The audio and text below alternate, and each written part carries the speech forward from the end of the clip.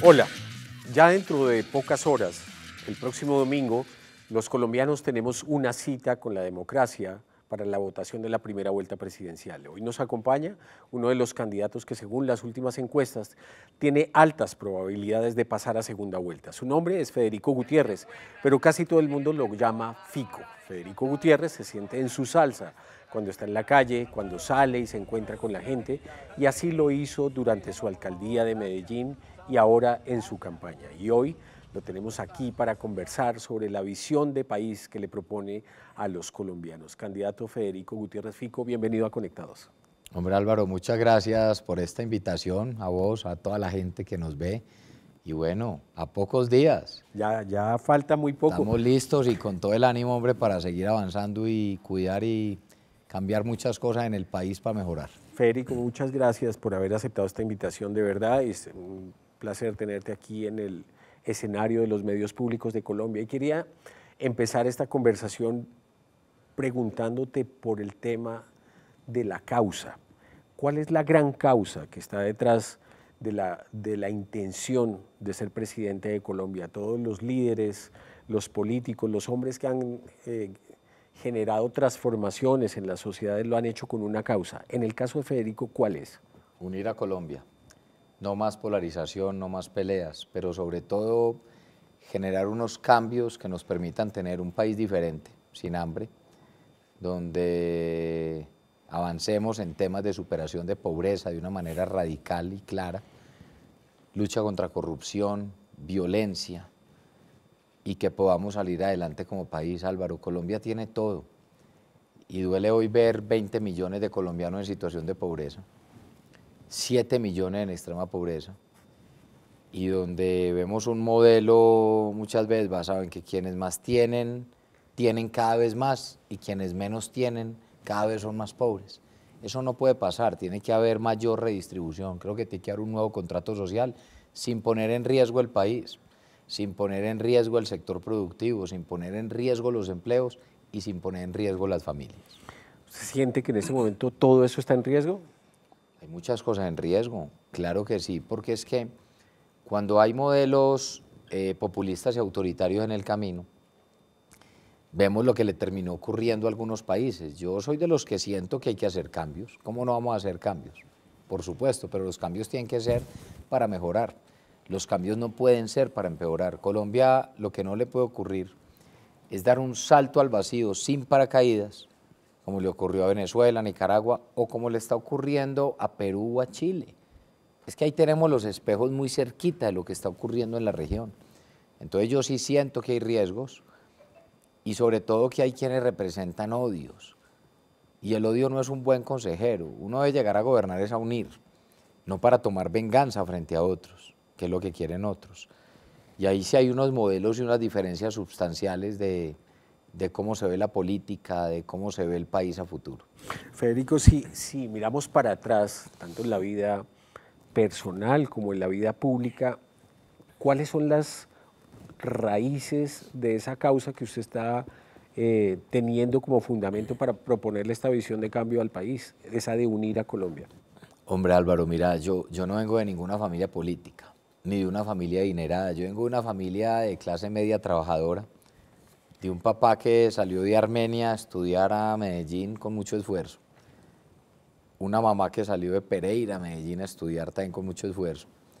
Y allá se conocen en Medellín, se enamoran, se casan y nos tienen a 3 hijos.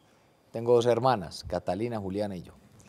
Y a mí nunca se me olvida que cuando estábamos en todas las noches, cuando nos sentábamos a comer, a cenar, siempre nos decían: Fico, Cata y Juli, nosotros no tenemos plata, nuestra herencia es la educación. Y yo sí, así nunca me haya formado en la vida, a mí nunca me dijeron, usted va a ser concejal o luego alcalde y después presidente. Nunca, yo nunca me imaginé en la vida que fuera a terminar en política, nunca. Pero sí tengo una cosa en la cabeza, y es: la gente necesita oportunidades. Y es para lo que levantan todas las familias colombianas todos los días, a luchar por sus hijos, por su familia y por oportunidades. Yo realmente tengo ese sentido y ese compromiso de que esas oportunidades que uno ha tenido las deben tener otros. Tengo 2 hijos, Emilio y Pedro. Margarita y yo tenemos 2 hijos, Emilio y Pedro, Pedro tiene 11, Emilio tiene 13, y yo sí quiero que los niños de Colombia tengan las mismas oportunidades que han tenido mis hijos, porque no todos las han tenido, unos más que otros también, pero necesitamos lograr equidad en eso. Entonces, ¿cómo no trabajar por esos temas? Y por eso para mí las discusiones no son de izquierda, derecha o centro. Eso es un cuento con el que nos han dividido durante muchos años. Yo creo en el sentido común, y es hacer las cosas y mejorar la calidad de vida de la gente. El que dice la verdad no necesita memoria. Es una frase que usted ha repetido muchas veces, que se le oyó a su mamá. Sí. Aplicado eso a la política, y juntando esto con lo que hablamos ahora de las raíces de ese pensamiento, aplicando esto a la política, el tema de la verdad en la política, hoy ¿cómo lo está sintiendo en la mitad de esta campaña? Mi mamá siempre me decía eso, Álvaro, y es que esas son las cosas con las que uno queda de los papás. ¿Qué no diera yo por tener a mi mamá viva o a mi papá vivo, que no los tengo conmigo, o me cuidan desde arriba, desde el cielo, y me mandan bendiciones y protección? Y me hubiera servido mucho también esta campaña como apoyo moral, emocional, y me hubiera seguido dando consejos. Y lo que tú me preguntas, la verdad, hombre, las campañas, es increíble esta campaña como ha sido tan sucia. Nosotros llevamos 2 meses donde nos hemos dedicado a recibir esos insultos, ataques, y donde yo sí le digo mucho a quienes nos siguen a nosotros, mire, por cada agresión de parte de ellos, un abrazo de parte nuestra. Por cada insulto de parte de ellos, más propuestas de parte nuestra para Colombia. Entonces, como uno no puede manejar las campañas de los otros, uno puede manejar la de uno. Entonces nosotros siempre hemos dicho, digamos la verdad, mostrémosle al país cuál es el camino que nosotros consideramos que tiene que seguir Colombia o debe seguir Colombia, y ver cómo nos ponemos de acuerdo como sociedad con esa verdad, sin una verdad sin soberbia y sin arrogancia, porque una verdad con soberbia no sirve. Aquí tiene que haber espacio para el diálogo con más sectores que piensen diferente a uno y encontrar, más que solo la verdad de cada uno, encontrar son esos propósitos comunes que nos permitan unir al país. Yo preguntaría, ¿qué tiene discusión ideológica el tema de primera infancia, de trabajar por los niños entre los 0 y los 5 años? ¿Eso qué tiene? No. ¿Qué tiene discusión ideológica garantizar la seguridad de la gente? Como si la gente saliera aquí en Bogotá, donde el 88% de la población tiene miedo de salir de sus casas, que no han liderado la seguridad. ¿Y acaso cuando la gente va a una esquina en Bogotá o en Cali, en Medellín o en cualquier país, en cualquier ciudad de Colombia, van y les preguntan cuando los van a atracar, ¿usted es de izquierda o derecha? No les preguntan. ¿La seguridad alimentaria tiene ideología? Tampoco. Entonces yo sí parto muy desde el sentido común, y es que todo eso hay que hacerlo, la educación para nuestros jóvenes, todo. Ahí es que trabajar y hacer las cosas bien. Federico, decía usted que nunca pensó terminar involucrado en la política, pero ¿por qué terminó ahí? Usted estudió ingeniería, y ¿qué fue lo que ocurrió? Porque arrancó su carrera política siendo muy joven. Yo creo que fueron 2, 3 elementos que fueron sustanciales y definitivos. A mí no se me olvida por allá en el colegio, en la época del colegio, ya en bachillerato, teníamos unos profesores que tenían mucha conciencia social. Y en una de esas vacaciones, una de las salidas, era, venga, vámonos para Chocó. Entonces mandamos la carta a los padres de familia, vamos para Chocó, imaginé. Entonces le dicen a uno, ¿para Chocó? ¿Para dónde? Entonces imaginaban que era que íbamos para una playa de Chocó, o que no. Íbamos a recorrer las comunidades de Ismina, Condoto, Andagoya, una región muy pobre, muy violenta. Y mis papás me dijeron, vaya, y vaya a ver la realidad de lo que es Colombia. Y hay que ver la pobreza que se vive en Chocó, la violencia. Y a mí eso me sacudió, porque era como salir de esa burbuja de lo que uno había visto toda la vida, alrededor de su familia, sus amigos, las comodidades, y yo no. Yo después de eso empecé a pensar. Seguí con la idea de ser ingeniero civil, mi papá era ingeniero civil, y me gustaba la ingeniería, me gusta. La formación, las matemáticas, la física. Y cuando ya empiezo yo la universidad, empiezo a desarrollar algunos liderazgos. Y por allá en 1997 estábamos en medio del proceso 8000 de Samper, por el ingreso de dineros del narcotráfico a su campaña. Y se armó un movimiento en Medellín que llamaba Universitario Haciendo Nación, UHN. Y ahí fue donde yo me metí. y no era ni siquiera un movimiento con fines electorales o políticos, era para rechazar la intromisión de dineros del narcotráfico a la campaña de Samper. Y después por allá en 1999 hice campaña para el CMJ, el Consejo Municipal de la Juventud, los que se eligieron hace como unos 6 meses. Y fui consejero municipal de la Juventud. Luego terminé mi carrera, me dediqué a la ingeniería. Y por allá en el 2003 renuncié al trabajo y me lancé al Consejo de Medellín y así arranqué. Fui 8 años concejal, luego alcalde de Medellín entre el 2016 y 2019 y aquí estamos. Y vamos a ganar. Federico, esta referencia a la actividad universitaria, a lo que se vivió en la universidad en ese momento, ustedes jóvenes estudiantes en ese momento, ¿cómo se compara o qué cosas tienen en común o qué diferencias hay con el tema de los jóvenes hoy? Porque realmente los jóvenes hoy son protagonistas de todo el escenario político, están en el centro de la discusión de lo que ha pasado en los últimos años y van a ser definitivos en estas elecciones. ¿Qué ves ahí? Yo creo que muchas cosas han cambiado, no muchas realidades han cambiado porque, por ejemplo, el déficit de educación superior, aunque se ha venido también acortando y cada vez hay más espacios, no es suficiente. Cuando uno habla que de cada 10 jóvenes que logran terminar bachillerato, solo 4 tienen acceso a educación superior, la brecha es muy grande. Entonces tú ves que inclusive hay un gran número que es que ni termina bachillerato porque dice, yo para qué termino de estudiar 10º y 11 si no va a tener un empleo digno o una educación superior, entonces de una vez me salgo antes. Entonces el déficit es mayor. ¿Qué pasa hoy?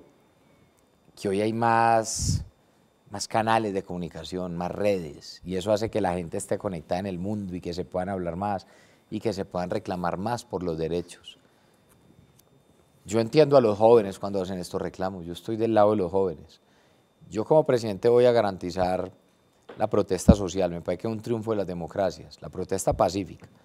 Lo que sí no me parece correcto es la violencia y los bloqueos, eso no me parece correcto. Pero cuando un joven pide o exige educación superior, ese joven tiene razón. Cuando un joven pide que pare la corrupción, pues tiene razón, es que todos lo pedimos. Que hay que frenar el derramamiento de sangre y la violencia, tiene razón. Entonces en eso nos podemos poner de acuerdo. Yo hablo con los jóvenes todos los días en las calles y en las redes y hablo y doy razones cuando hay que darlas, pero también nos tenemos que poner de acuerdo todos. Esas oportunidades que yo tuve, las debe tener este joven. Cuando usted se sienta hoy con los jóvenes y tiene esa conversación en el contexto de la violencia que tuvimos que vivir hace algunos meses, ¿qué sensación le queda? No, que la mayoría de los jóvenes están en contra de la violencia, es que son muy poquitos los que terminaron generando daño, movidos por otros que tienen odios, y lo que tocan lo vuelven en cenizas, pero uno hablar que es que todos los jóvenes salieron a hacer violencia, eso no tiene sentido, es más, no es cierto. La mayoría de la gente se pronunció ante insatisfacciones sociales acumuladas de muchos años, además sumándose a lo de la pandemia, 10, 15 años de retroceso de superación de pobreza por la pandemia, es que han sido años difíciles, y por más esfuerzos que hayan hecho, fueron años difíciles. Y hay cosas que han mejorado, que han cambiado, pero hay que mejorar más. Yo, por ejemplo, le estoy proponiendo a los jóvenes y les digo que yo pienso que debemos hacer, nosotros no necesitamos más revoluciones armadas, necesitamos revolución de la educación, de la formación para el empleo, la revolución del campo, la revolución de la salud, de lo social. Y yo sí creo que tiene que haber un cambio, vamos a hacer una revolución en el sistema de aprendizaje para el empleo. Y por eso estamos hablando de dar más de 5.6 millones de oportunidades a jóvenes para educación superior. Por ejemplo, 1.400.000 becas entre estudiantes de estrato 1, 2 y 3, para universidad pública, privada y pública. Y avanzaremos en coberturas. 2 millones, por ejemplo, llegar a 2 millones de cupos en el SENA, en las regiones. Llegar con temas de jóvenes en acción, por ejemplo, que hoy tiene 400.000, triplicar la oferta a 1.200.000. Graduar 1.200.000 jóvenes de media técnica para que tengan inserción laboral. Ahí hay propuestas. Y yo le digo a los jóvenes, yo voy a ser el presidente de los jóvenes, es que yo los entiendo. Y eso sí, vuelvo e insisto, protesta pacífica sí, la violencia no más. Es que yo creo que ¿de qué sirve salir a quemar el Transmilenio, o el mío, o el Metroplus en Medellín, o el mío en Cali, o quemar los bancos, o quemar las empresas o las casas? ¿No? A alguien de esos que quema algo en la ciudad le gustaría que fueran y le quemaran su casa. Yo estoy seguro que no. O que le pintaran y le volvían nada a su fachada. Yo estoy seguro que no. ¿Por qué va y lo hace a otro lado? Es que son unas personas que están radicalizadas. Y son pocos, pero hacen mucho daño.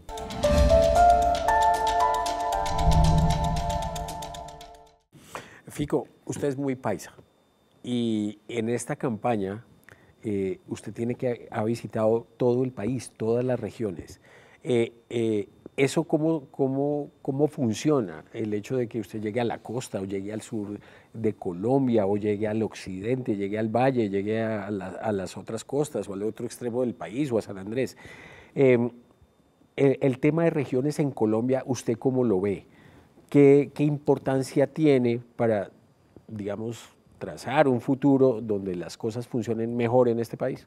Lo primero es que tenemos un país hermoso en todos los sentidos, tenemos una oportunidad en todas las regiones, una biodiversidad increíble, pero también una diversidad cultural, étnica, gastronómica, que ese es el mayor potencial de Colombia en últimas, que somos muy diferentes, pero que tenemos algo en común, que es Colombia. Y eso es lo que hay que mantener siempre, la unidad del país. Por eso yo hablo tanto de unidad. Hay que unir a Colombia. Pero ¿qué veo también? Veo una falta de presencia estatal muy fuerte en muchas regiones. Tú llegas a Amazonas, por ejemplo, en Leticia, y ves como todavía no hay acueductos alcantarillados en tantas comunidades. Lo mismo en todo el país, en todos los barrios de Colombia. Y ves una oportunidad alrededor del turismo que hay que aprovechar más. Y ves un tema de deforestación que hay que combatir, de minería ilegal en muchas zonas de ahí para arriba. Gente sin acceso a educación, sin acceso a salud. Y ves, por ejemplo, que no tienes conectividad. No hay conectividad. Entonces, mientras hablamos de cuarta revolución industrial, en el interior del país hay unas comunidades que no han probado ni la tercera revolución industrial, que es la conectividad. Y uno recorre el país y cada región tiene oportunidades diferentes a las otras y tiene realidades diferentes, pues las brechas sociales son muy grandes. Hay una diferencia regional muy grande y por ello yo hablo tanto de descentralización, de dar capacidades a las regiones para ejecutar proyectos. En este momento hay 14 billones de pesos sin ejecutar en el Fondo de Regalías. 14. Entonces uno dice, bueno, vemos las capacidades de las regiones y que lleguen los recursos realmente. Faltan vías terciarias, falta conectividad digital, conectividad estratégica. Más autonomía para las regiones. Sí, yo estoy además convencido de eso. Te voy a poner ejemplo, yo que fui alcalde, Álvaro, y entiendo esto. Los alcaldes hoy tienen la responsabilidad del tema de la calidad educativa en sus municipios y de la infraestructura educativa. Pero lo que llega de traslados de la nación, que es lo que llamamos por el SGP, que es el Sistema General de Participaciones, esos recursos llegan etiquetados, tú no te los puedes gastar en otra cosa. Entonces dice, educación tanto, y eso te alcanza para pagar nómina, no más, de maestros, que además hay que pagarle mejor a los maestros también, diría yo. Pero no te alcanza para calidad educativa ni para infraestructura. Una diferencia era en Medellín, a nosotros sí no alcanzaba porque teníamos las utilidades y las transferencias de PM. Por los otros municipios del país no tienen eso. Entonces, dar herramientas es dar también la posibilidad de que los procesos mejoren. Yo he planteado una descentralización real. Descentralización real no es viajar y hacer presencia en la región, eso es lo que hay que hacer como mínimo. Y yo voy a estar en las regiones gobernando. Descentralización es que vamos a modificar el SGP, vamos a presentar al Congreso un proyecto donde las regiones van a tener mayores recursos y vamos a pasar de 49 billones anuales que hoy se dan de SGP, de Sistema General de Participaciones, de manera progresiva hasta el último año a 70 billones de pesos, para que tengamos más recursos para educación en las ciudades, en los municipios, de educación, salud, para saneamiento básico, acueductos, alcantarillados. Esas son propuestas reales y cuantificables de lo que vamos a hacer por la región. Fico, ¿usted cambiaría algo de la Constitución del 91? Yo voy a dar cumplimiento a la Constitución del 91. Yo no estoy planteando una reforma constitucional. Yo voy a dar cumplimiento a la Constitución del 91 y faltan muchas cosas y derechos que hoy no se han dado. ¿Cuál fue el foco de su tarea como alcalde? Y ese foco que hay reflejado en su plan de gobierno como presidente. El foco, trabajar unidos para sacar la ciudad adelante. Y por eso yo no hablo de fórmulas mágicas, sino de fórmulas certeras. Y una de ellas es el trabajo en equipo. Entre el sector público, el sector privado productivo, la academia y la sociedad civil. Y eso es lo que debemos hacer. Y solucionar problemas. Altos niveles de inequidad, y logramos superar, por supuesto, y mejorar calidad de vida. El indicador más alto en la historia de Colombia, el indicador multidimensional de calidad de vida. Mejoramos calidad de vida a muchas familias. Dejamos una ruta clara de superación de pobreza en muchas otras. El tema de educación como pilar principal, teniendo el máximo de presupuesto además y de herramientas para tener más coberturas, más calidad, desde primera infancia. Yo recibí la ciudad en primera infancia en un programa como Buen Comienzo con 69% de cobertura de niños y niñas de 0 a 5 años y lo entregué con el 84-85% de coberturas y con calidad de atención, mayor cobertura en primaria, secundaria y media y mejor calidad académica, pero además ampliar la base de educación superior para nuestros jóvenes. Ahí me enfoqué mucho. Seguridad, tenemos unos problemas serios de seguridad y yo le di la pelea a todas esas estructuras criminales. Si alguien le dio duro a esa tal oficina y a esas estructuras criminales fui yo. Y logramos las capturas, pero al mismo tiempo yo me dedicaba a lo social. Por ejemplo, una cosa es que los medios muchas veces no mostraran lo social, les gustaba mostrar más la captura y la cosa así, los medios de comunicación, que era más llamativo. Pero imagínate que al tiempo que nosotros capturamos a esta gente, yo tenía siempre un tema y una obsesión en lo social, y yo tenía dos mapitas en mi oficina. Uno que me mostraba siempre el tema de seguridad, dónde estaban los homicidios, dónde estaban los hurtos, las extorsiones, o sea, que la gente viviera tranquila. Y otro mapa con otra capa donde mostraba de dónde estaban saliendo los niños del sistema escolar, dónde aumentaba deserción. Y donde aumentaba deserción educativa, donde los niños salían de estudiar, era donde aumentaban más los homicidios, los hurtos, la extorsión. Entonces yo me inventé un programa con mi equipo que llamaba El Colegio Cuenta con Vos, y los rectores de instituciones educativas me tenían que pasar un listado cada 8 días de quién me iba a estudiar. Y allá en mi oficina llegaba a primera hora el lunes, y yo cogía lista en mano, el nombre del niño, la niña, el joven, la edad, el curso, el colegio y la dirección donde vivía. Y yo cogía eso y 3 días a la semana me dedicaba y iba y tocaba la puerta de los niños, con lista en mano. El niño abría, veía al alcalde. Yo le decía, ¿qué haces acá? Logramos recuperar 8.200 niños, niñas y jóvenes al sistema escolar. Cuando a mí me preguntan cuál es el golpe más duro que le dimos a la ilegalidad, yo no hablo de las 160 capturas de jefes de estructuras criminales o las 3.000 capturas de integrantes de estructuras criminales. El golpe más duro que le dimos a la ilegalidad fue haber recuperado a estos niños al sistema escolar. El golpe más duro, Álvaro, mi concepto que uno le puede dar a la ilegalidad es la educación. Federico, otro logro importante, y eso está muy claro dentro de su gestión como alcalde de Medellín, fue el aumento de la inversión privada y la creación de empresas. Esa parte, ¿cómo se tradujo de manera concreta en bienestar para el ciudadano de a pie? Se necesitan varias cosas para que cuidemos la inversión actual, tanto la nacional como la extranjera, pero para atraer más inversión y generar más empleo. Y eso se logra con confianza, se logra con seguridad física, con seguridad jurídica y con oportunidades reales y un dinamismo. ¿Eso en qué se concreta? En empleos, en bienestar, en mayor crecimiento económico, en mayores oportunidades para que el Estado pueda captar recursos para hacer las inversiones sociales que pudimos hacer.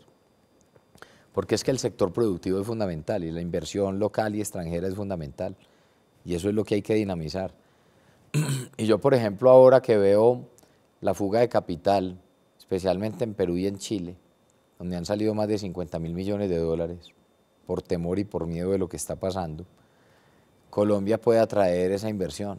Suponga que con la mitad de inversión extranjera que nosotros traigamos de la que salió ya, con eso generaríamos 3 millones de empleos más en Colombia. Entonces Colombia lo que no puede echar es para el otro lado.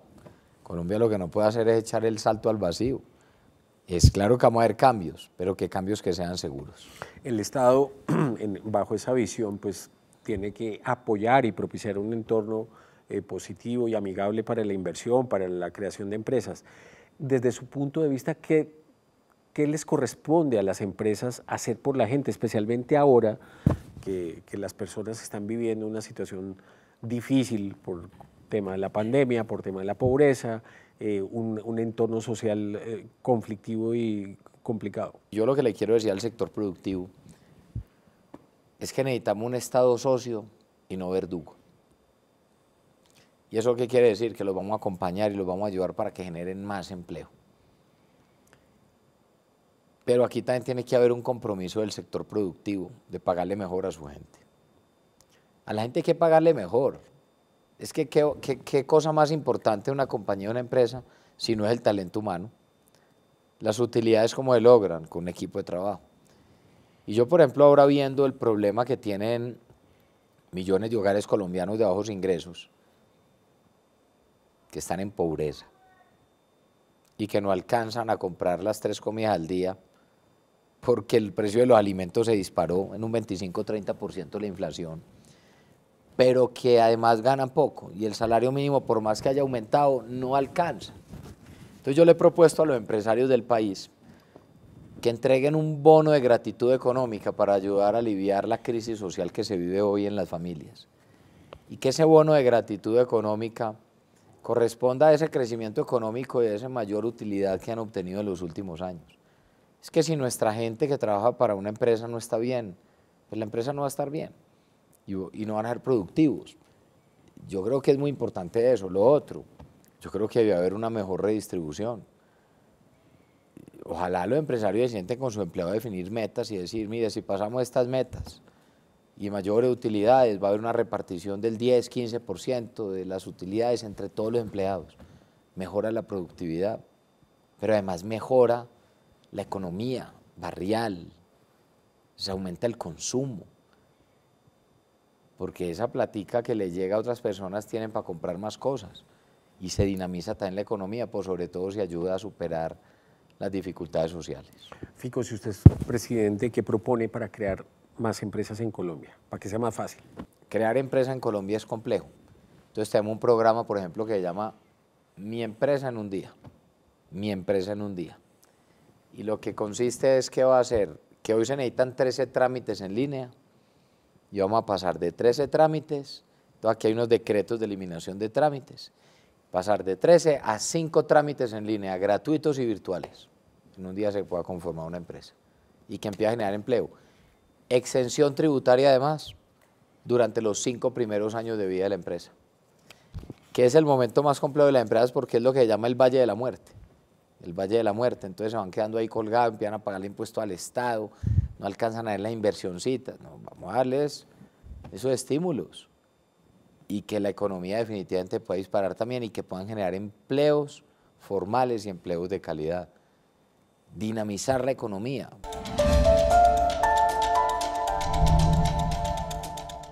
Fico, usted fue consultor para ciudades en el exterior, en diferentes temas. De ese conocimiento y la experiencia, ¿cuáles fueron los temas que usted llevó a compartir en otros lugares de América Latina y a implementar en otros países de lo que se ha hecho en Colombia? Yo creo que las actuaciones integrales, que cuando uno habla de seguridad, tú tienes que tener un Estado fuerte que proteja al ciudadano. Al mismo tiempo tiene que haber buena investigación, buena reacción y buena administración de justicia y un buen sistema penitenciario, que no lo tenemos, que hay que transformarlo, entre otras. Pero además también mucha inversión social y una buena dinámica económica. Sin inversión social lo otro no se da. Esto no es un tema solo de pie de fuerza. Tú lo puedes tener en una esquina, puedes aumentar el número de policías, soldados, pero si tú no cambias el contexto social, se te termina de desbordar. Entonces yo creo en la integralidad de las acciones. Fico, hablando de ese tema de la conflictividad social, ya con la perspectiva del tiempo, ya habiéndose enfriado un poco las cosas, por lo menos habiendo salido de la crisis, ¿Cuál es el diagnóstico que usted hace sobre lo que ocurrió aquí en las protestas y los bloqueos? Acá hay dos contextos. Uno es la insatisfacción social, que es real y en la cual hay que dar soluciones sociales reales a esto, responder de manera real. No sacar excusas, responder de manera real. Y hemos hablado del tema de empleo, tema de servicios básicos, educación, seguridad, salud, el sistema de salud, el acceso a justicia, el acceso a un empleo digno. Eso es muy importante. Pero hay otros que son los violentos, que se querían infiltrar y se infiltraron. En Bogotá, en Cali, en Medellín. Eso fue en el 2019. Pero también hay que tener un contexto. Miren, en Medellín, 4 meses, 5 meses antes de que empezaran las protestas, se capturó en Medellín al jefe del bloque urbano de guerra del ELN. Estaba en Medellín, jefe del bloque urbano de guerra del ELN, del Comando Central. Y en parte la información que tenían y se tenía era cómo estaban radicalizando jóvenes, preparándolos para la llamada protesta social. Entonces esto es un tema delicado donde realmente hay infiltración de estructuras criminales que han hecho mucho daño, pero hay que separar eso radicalmente. No meter a quien protesta entonces como si fuera un violento. ¿Por qué? Que protesta sale de manera pacífica y dice no estoy de acuerdo y dice una arenga, listo, vamos a dialogar con ellos. Pero la violencia no más, la violencia no más. Y si hay unas causas, claro, hay insatisfacción, hay dolores, hay cosas que tienen que cambiar. Fico, en ese contexto también se pudo apreciar que hubo excesos de la fuerza pública, en algunos casos particulares. Sobre ese tema, ¿usted cómo lo ve? ¿Habría cosas que ajustar, Sí, temas por mejorar? Eso no se puede aceptar. Es que quien porte las armas del Estado y el uniforme que representa al Estado para defender la Constitución y la ley, no puede terminar haciendo lo contrario. Entonces, en casos donde se ha demostrado que hay abusos, hay abuso policial, donde ha habido abuso de la fuerza o del poder, pues, tiene que haber sanciones inmediatas. Lo que hay que hacer es evitar que eso ocurra. Y por eso yo he dicho, yo voy a liderar la fuerza pública, con toda la contundencia, pero enmarcada siempre en el respeto por los derechos humanos. Pero también exigir respeto por los derechos humanos para nuestros uniformados. Entonces, uno aquí nunca puede justificar actos que estén por fuera de la ley, yo jamás lo haría. Entonces, quien haya cometido un exceso tiene que responder. Pero yo también voy a hacer responder, hombre, a aquellos que cogen y ponen a unos policías como si los pudieran acribillar o los pudieran quemar vivos. No, eso ya no más, eso tampoco puede pasar. Y yo creo que eso es sentido común, yo creo que tenemos que respetarnos entre todos. Fico, usted ha estudiado este tema, lo ha trabajado como alcalde y pues tiene una experiencia muy grande en esto, y como colombiano pues también ha sido testigo de lo que ha sucedido durante años con el tema del narcotráfico. ¿Por qué ha sido tan difícil para una nación como Colombia superar este problema? Aquí lo que tenemos es un problema de valores muy grande en Colombia. Y es como yo digo que vengo de una ciudad que fue la ciudad más violenta del mundo en 1991, en la época esta de Pablo Escobar, tan compleja y tan difícil. Y yo siempre digo que lo que pasó fue que se tergiversaron los valores. La discreción se convirtió en opulencia. La mafia lo que hizo fue que tergiversó los valores. Porque la discreción se convirtió en opulencia, el trabajo duro, honrado y honesto se convirtió en dinero fácil. Pero lo peor que hizo la mafia en nuestra sociedad fue que le quitó el valor a la vida y le puso un precio a cada vida. Es un deterioro moral y nosotros tenemos que volver a eso. Pero mientras eso pasa, tenemos que entender que no vamos a acabar con los conflictos en estas zonas del país si no llega el Estado. Es que si quienes mandan allá son las estructuras criminales, ¿cómo se va a erradicar esto? Tenemos un problema muy serio realmente. Y yo cuando hablo, por ejemplo, de temas como la revolución del campo, es diciendo no necesitamos más revoluciones sociales, necesitamos al campo ahí duro, metido, haciendo las inversiones en vías terciarias, en distritos de riego, en llevar las escuelas, los colegios, la justicia, la salud, Eso es lo que necesita la gente. Tenemos un problema serio realmente con el tema de narcotráfico, se han fortalecido mucho financieramente y por ende militarmente. El tema de las fumigaciones, ¿cree que es una herramienta útil para avanzar en esa lucha o no? A ver, hoy no se puede fumigar. La Corte tiene frenado de proceso y tiene que determinar cuáles son las acciones bajo las cuales se debería hacer. Crear una sola política basada en fumigación, pues no tendría mucho sentido solo en eso. Porque vuelvo y digo, tú fumigas, pero vuelve y crece. Y si tú no llegas después como Estado a donde fumigaste, pues entonces vuelve y le crece. Eso sí, ayuda a reducir cultivo y todo. Y tenemos 245.000 cultivos. Pero falta ver cómo queda la reglamentación de la Corte y cómo no afecta a poblaciones ni fuentes hídricas. Eso es importante tenerlo en cuenta antes de tomar una decisión. Tercero, hay un elemento que es cómo llegar al tema de sustitución de cultivos. Entonces los campesinos más alejados se les dice sustitución de cultivo y dicen, sí, pero ok, ¿qué siembro y cómo lo saco? Si no tengo ni crédito, ni educación, ni escuela agraria, y no tengo ni siquiera vías para sacarlo. Hay que llegar con las vías. Yo estoy planteando pasar de 1 billón de pesos promedio anual a 3 billones anual de inversión. En vías terciarias hay que llegar con todo lo que tiene que ver de distritos de riego para el campo, el agua, crédito para nuestros campesinos. Yo propongo crédito a tasas cero interés desde el Banco Agrario para nuestros pequeños y medianos productores, no para los grandes productores ni para los grandes empresarios, y que a través de Finagro se dé una tasa subsidiada. Entonces, todo eso hay que hacerlo. Necesitamos seguridad física y seguridad jurídica para que estos proyectos puedan salir adelante. Necesitamos la restitución de tierras para nuestros campesinos. Entonces sí hay que hacer muchas cosas, no solo fumigar. Fico, un tema central de esta campaña ha sido la corrupción. Y uno ve en Colombia diferentes formas de corrupción. Pero si uno pudiera tratar de, para entender un poco cuál es la base del perfil de este azote que sufrimos los colombianos con el tema de corrupción, ¿qué dirías? ¿Cuál es el perfil de la corrupción en Colombia? ¿Por qué se está dando? ¿Y cuál sería una manera, digamos, real de atacarla desde su raíz? Desde su raíz es porque es un problema moral, porque esto no es un problema solo en el sector público. La corrupción se da en el sector público y en el sector privado. Si no, no habría corrupción. Es que el que paga también es corrupto. No es sino ver, por ejemplo, el manual de ética de Odebrecht. No hay una cosa mejor escrita que esa. Cierto, el papel puede con todo, es un tema moral. Y yo sí creo que en la medida de que avanzamos en soluciones estructurales, aquí tiene que haber cárcel para los corruptos. O sea, es que el impuesto más caro que pagan los más pobres es la corrupción. Pero además, los corruptos no solo pueden ir a la cárcel y ya, sino que hay que quitarles lo que consiguieron a través de la corrupción. Extinción de dominio para los corruptos. Quitarles todo.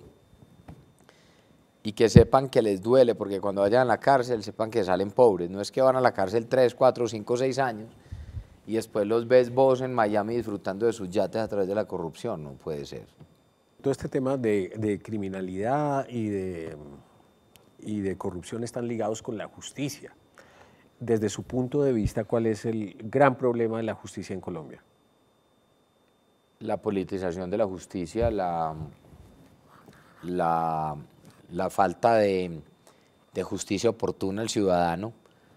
Los índices de acceso a la justicia muestran unos departamentos más llevados que otros, pero realmente no hay buena administración de justicia porque hay una cantidad de procesos represados.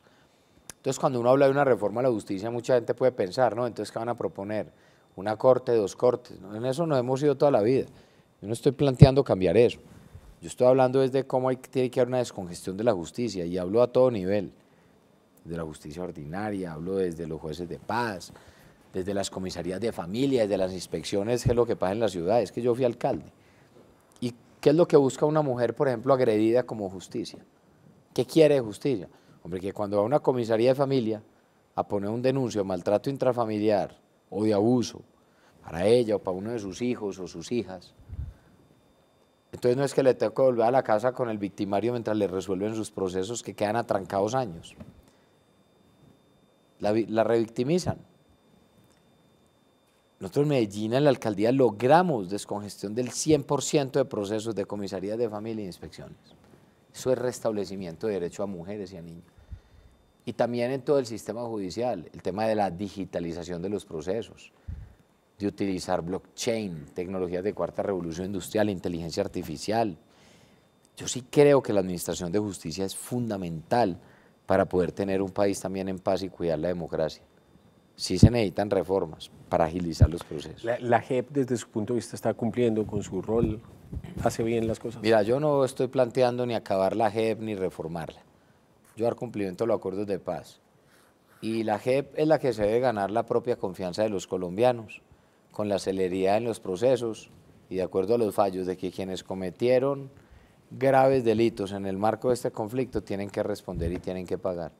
Pero no puede seguir siendo una burla para las víctimas de las FARC, viendo cómo hay unos señores allá muy tranquilos en el Congreso, que son los únicos que están en paz y que no llega ni la verdad, ni la justicia, ni la reparación.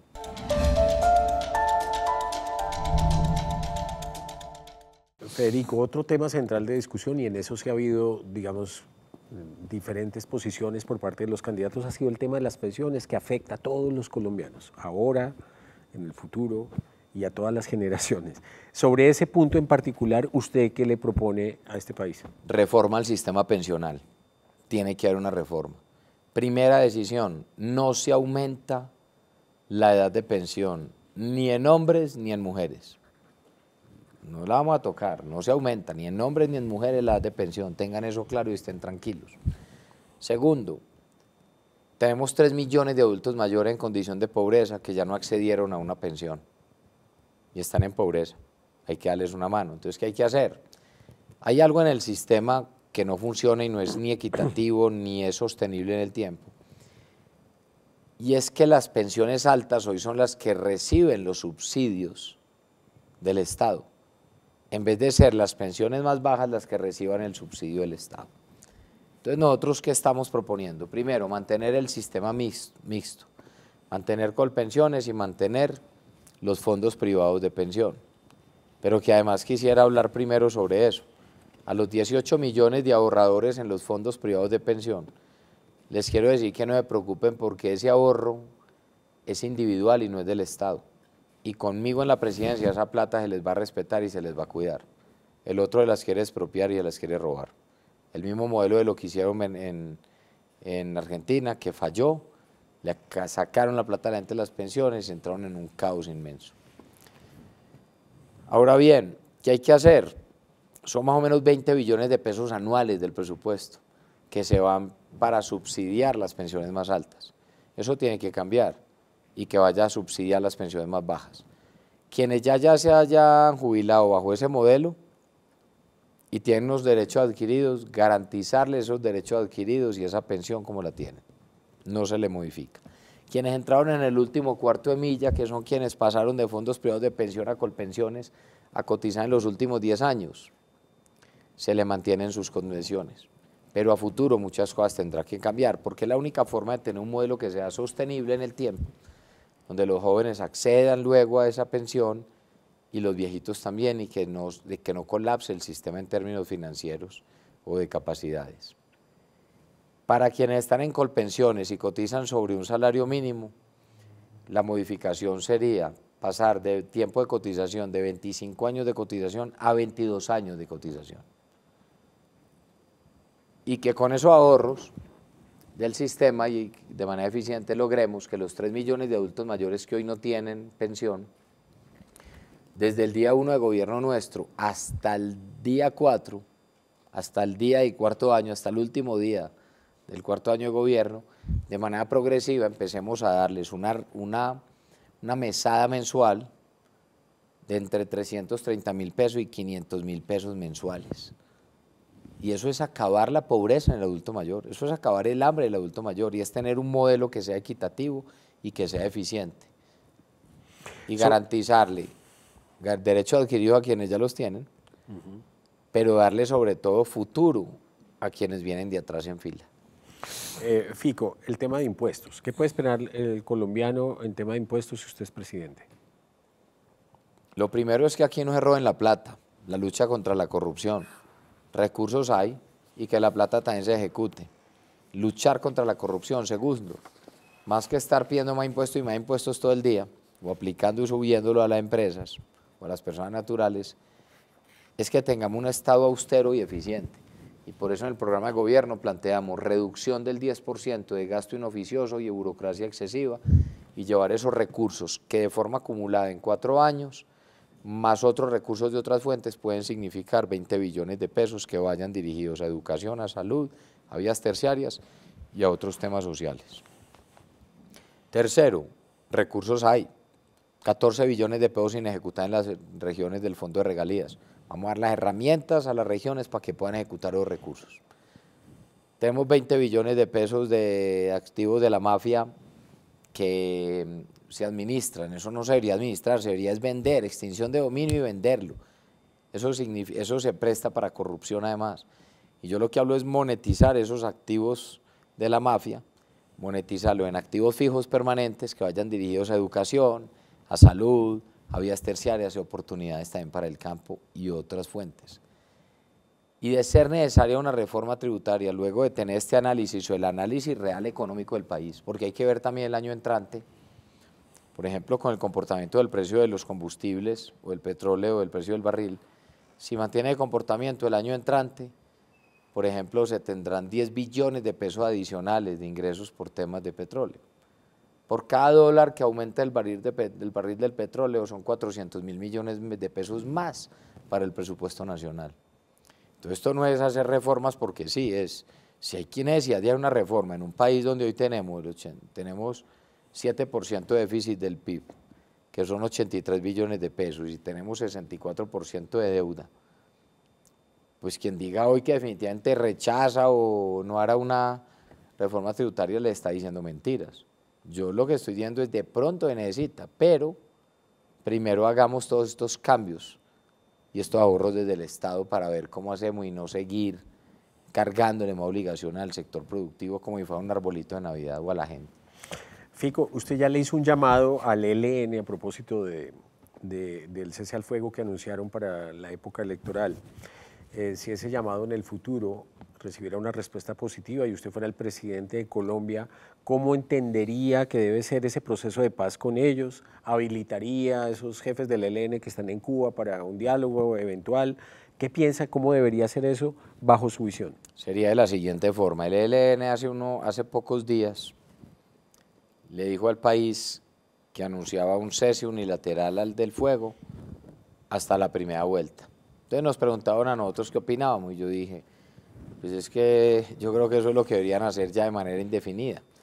Y la propuesta mía es que de manera indefinida el ELN defina ese cese unilateral del fuego de manera indefinida, no solo hasta primera vuelta, que demuestre la voluntad de paz a los colombianos, que es lo primero, porque han demostrado todo lo contrario, bombas en la escuela de policía, muertes de policías, de soldados, de militares, extorsión, robos, hurtos, minería ilegal, narcotráfico, que le demuestren al país que hay voluntad de paz y que quieren salir de todo eso. Y si se ve esa voluntad de paz que le muestran a los colombianos, con ese cese al fuego unilateral de manera indefinida, nos sentaríamos a negociar y a hablar una vez se termine el gobierno, una vez empiece el gobierno, perdón. Desde el punto de vista de comunicaciones, ¿cuál ha sido el más grande reto que ha tenido usted en esta campaña? De poder llevar el mensaje de manera clara a los colombianos en medio de un ambiente tan complejo como el que hablábamos al comienzo de esta charla. El reto, cómo responder a esas campañas sucias. Pero como yo soy una persona tranquila, a mí ya me olvidaron todas las ofensas. Yo no llevo odio en el corazón, yo quiero es unir al país. Inventan de todo, entonces un día inventan una cosa. Hace poquito, por ejemplo, inventaban de otra campaña y le decían a la gente que era que yo iba a acabar cuando fuera presidente los contratos laborales y que iba a llevar todo a trabajo por horas. Falso.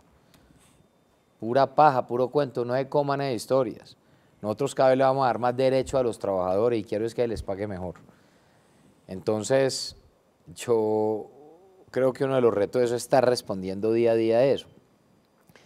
Como no tienen nada que decir de mí, como yo ya fui alcalde y goberné y no tengo ningún proceso por corrupción ni nada, porque administré la ciudad de manera transparente y honesta.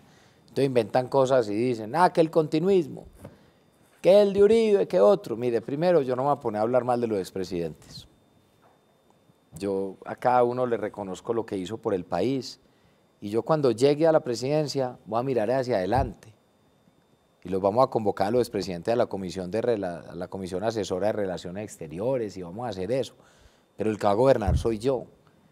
Entonces, ¿qué le Uribe? Mire, a ver, yo a quién le gané en Medellín, la alcaldía de Medellín, la gané al candidato Uribe, el candidato del Centro Democrático. Yo no tengo partido, yo no tengo jefe político. Si fuera así, entonces, ¿cómo debía haber votado el proceso de paz? Yo voté sí al acuerdo de paz con las FARC, voy a dar cumplimiento a los acuerdos y voy a hacer que las FARC cumplan. Entonces, esta gente mete unos cuentos para despistar y para polarizar. Entonces, yo no estoy en eso, Fico es Fico, yo soy yo y yo voy a gobernar el país y voy a buscar a los mejores de todos los sectores. Yo no soy de los que sufre de superioridad moral o se cree el único bueno ni el mejor. Yo voy a buscar a las mejores mujeres y a los mejores hombres, sean de izquierda, derecha o centro. Quiero unir al país. ¿Qué continuidad? Yo no hay continuidad de nada. Lo bueno que haya pasado no solo continúa, sino que mejora, y lo que no funcione lo cambiamos y ya. Las alianzas para después de la primera vuelta van a ser definitivas. ¿Cómo cree que va a funcionar eso cuando pasen las elecciones del domingo? Aquí las puertas están abiertas para los sectores que defendamos democracia, libertades y que queramos lo mejor para el país y que queramos unir. Yo sé unir y eso es a lo que nos vamos a dedicar y vamos a ganar. ¿Qué es lo que está en juego en esta elección, Federico? Está en juego mucho, está en juego el país, está en juego la democracia, las libertades, está en juego la economía que después se traduciría en no poder hacer las inversiones sociales. Está en juego de que hay personas que tienen un manejo populista autoritario de sus asuntos y que llegaríamos a estar justamente en un escenario de venganza y represión frente a otros que piensan diferente a ellos. Con nosotros no hay nada de eso en juego, con nosotros la democracia se fortalecerá. Federico, muchas gracias por haber aceptado esta invitación, de verdad fue un gusto, un placer haberte tenido acá en el Sistema de Medios Públicos de Colombia y esperamos que lo que pase sea lo mejor para este país. No, hombre, Álvaro, muchas gracias a vos, a todo este equipo, gracias por esta invitación. Esto es lo que necesitamos, democracia y que la gente escuche las propuestas de todos los candidatos. Ya escucharon la mía, faltan pocos días para las elecciones y yo sí le pido a la gente que nos acompañe y que también que salgamos a cuidar los boticos, por favor. Gracias.